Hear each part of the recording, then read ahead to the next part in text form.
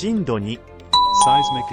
釧路で地震、予想震度0。緊急地震速報。釧路、予想震度1。十勝地方中部、マグニチュード 3.5、最大震度2。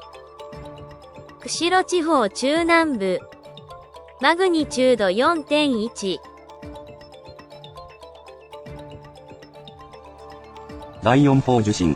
震央。釧路地方中南部。深さ 110km。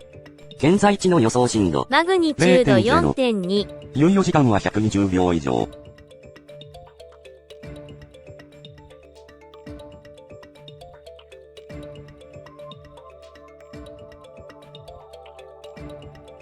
震度1、十勝、釧路。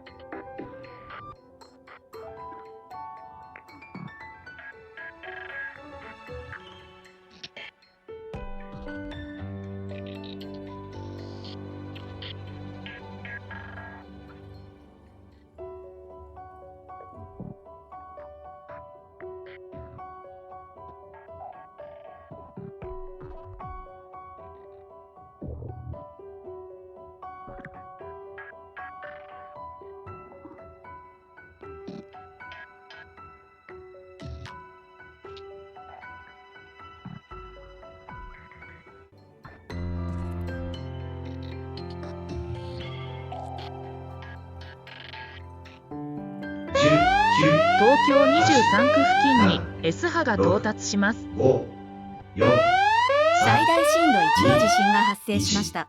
到達。